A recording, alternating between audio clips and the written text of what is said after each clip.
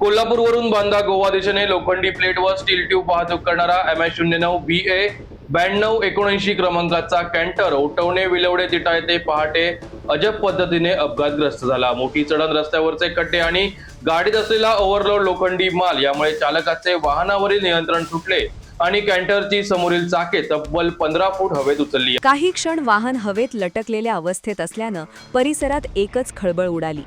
सुदैवानं मागील बाजूस असलेला लोखंडी माल खाली घसरून जमिनीवर आल्यानं वाहन मागे सरकले नाही किंवा पलटी झाले नाही, त्यामुळे मोठी दुर्घटना टळली।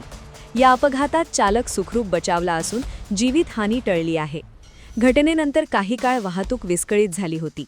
JCBच्या सहाय्यानं लोखंडी साहित्य बाजूला करून अपघातग्रस्त वाहन रस्त्याच्या कडेला करण्याचं काम सुरू होते। जड नालामुळे हे काम करताना मोठी कसरत करावी लागत होती। दरम्यान विलवडे तिठा येथील धोकादायक चढण व खड्ड्यांबाबत स्थानिकांकडून तातडीनं दुरुस्तीची मागणी करण्यात येत आहे।